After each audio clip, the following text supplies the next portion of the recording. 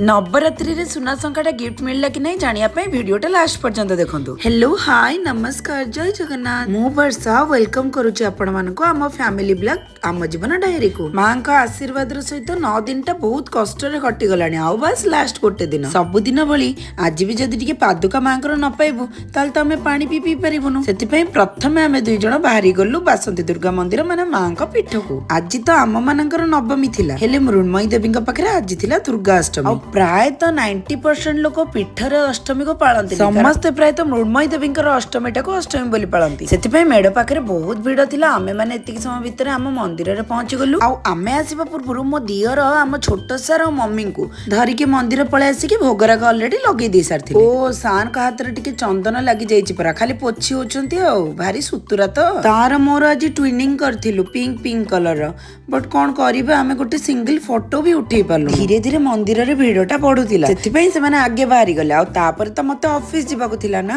सेतिपई आमे दी जण शांति रे पूजा सारिकी पादुका पाइकी मंदिर रो बाहरी आसिलु मां जी एठी कनक दुर्गा बेसरे दर्शन दउतिली आज मांकर विश्राम दिवस रहइबो आ तापर दिन माने काली हब पुन्नाहुति पर जो यज्ञ जरु बाहर ताको पाइले जे कि हमर